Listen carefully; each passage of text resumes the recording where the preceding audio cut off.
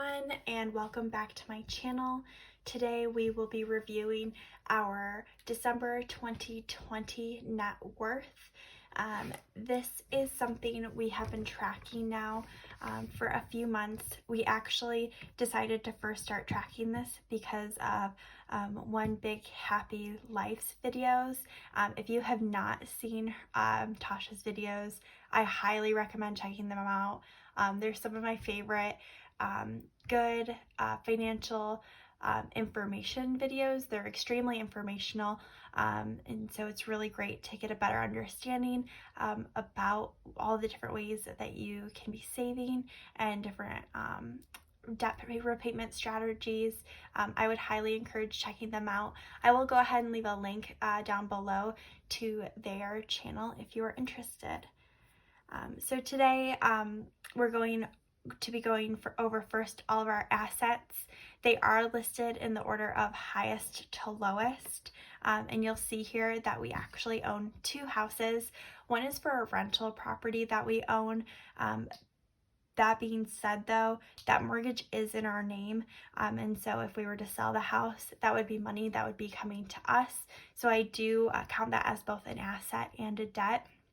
The first house, though, is actually the house that we currently live in, and that one, according to Realtor.com, is worth $254,200, which seems really high, but our real estate market in our area has been really on fire during the year of 2020.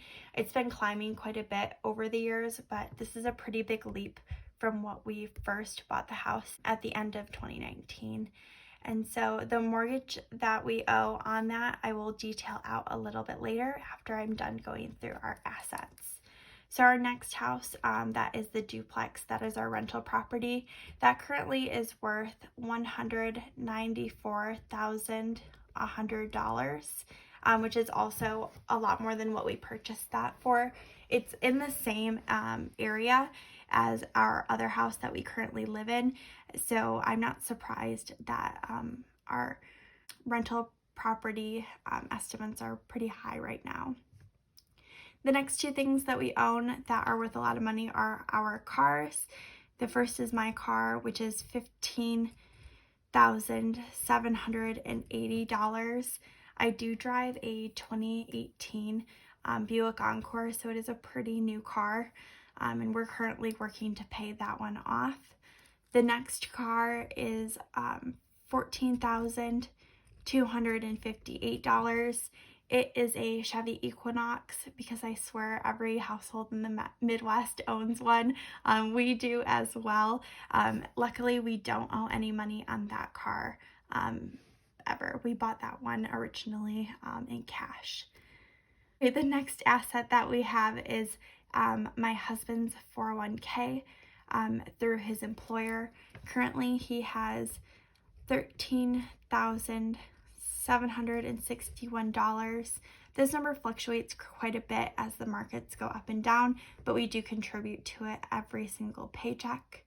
We also have a Roth IRA that we save some of our after-tax dollars when we're trying to put extra money towards our retirement in a paycheck. We normally will put it towards our IRA, and currently we have $11,801.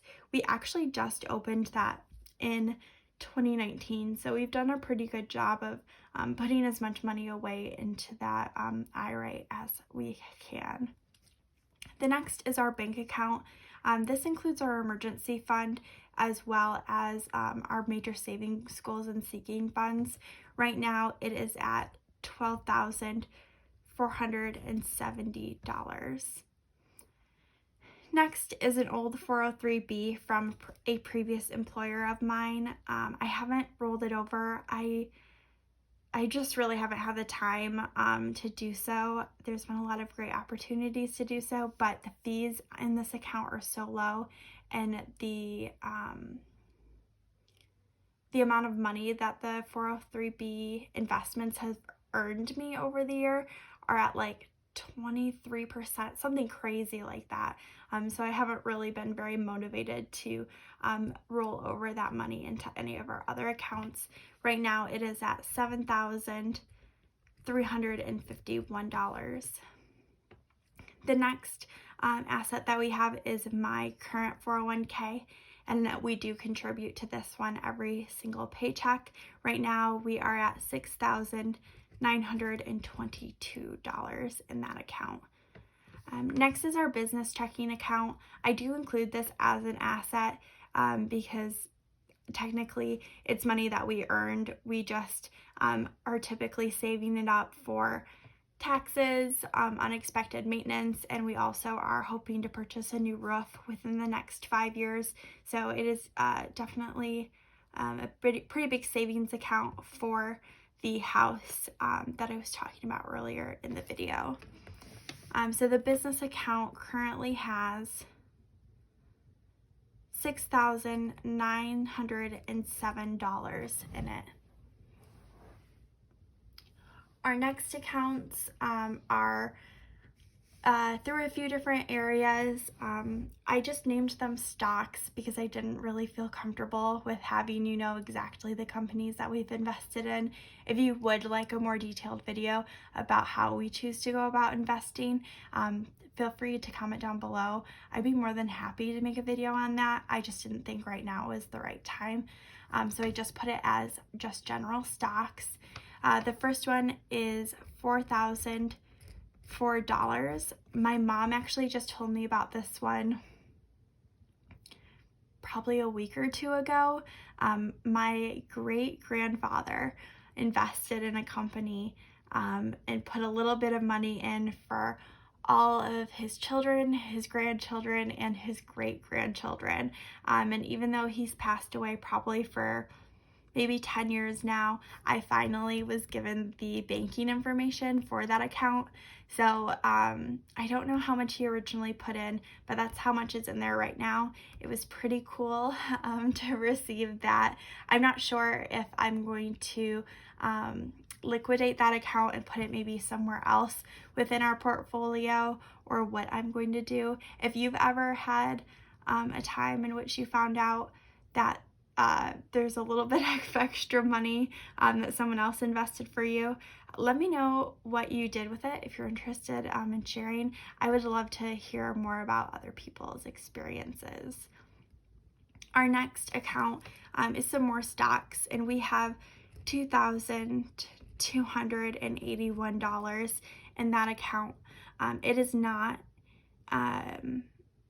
retirement related investing. It's outside of a retirement account, and so if we ever have the need to buy a new car or something like that, kind of those more longer term goals that we really haven't yet planned for but know eventually will come up, that's where we'll go ahead and dip into this account and sell those stocks to buy whatever we are in need of. The next is our HSA, which is a health savings account.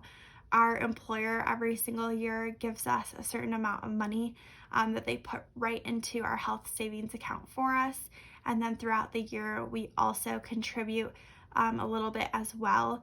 My daughter was born this year, so we contributed a lot of money to it, but we also took a lot of money out of it in covering the cost of giving birth to her. I had a crazy birth story that kept me in the hospital for almost a full week. So that was very, very expensive, and we're in the United States, so you know we paid top dollar. So currently left in this account is $603. So now to go into our debts, our first is our mortgage for the current house that we live in is $207,664, which is just a little bit less than what we paid for the house.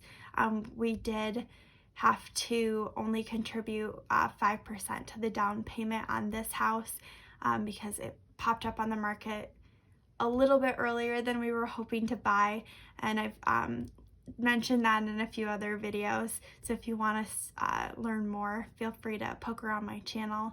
But yeah, the next mortgage that we have is on our rental property, and that one we currently owe $117,839 on it. So quite a difference from how much it's currently worth, which is really exciting. We are considering refinancing that mortgage because it is at a 4.25% interest rate, and we've heard that you can get better. So we're going to be looking into that in the month of February. Next is how much we owe in our car. We currently owe $9,350, and we owe that to my father-in-law, and we're hoping to pay him back all that money in 2021. Next is a 401k loan that we used to help purchase the current house that we live in. We currently owe $2,592 on that house. The next are some student loans that are still in my name. We paid off quite a bit of my private student loans before we ever got married, but now we have my federal loans left over. The first is $4,718. The next is $4,312. The next is $1,076. And the very last one is $2,380.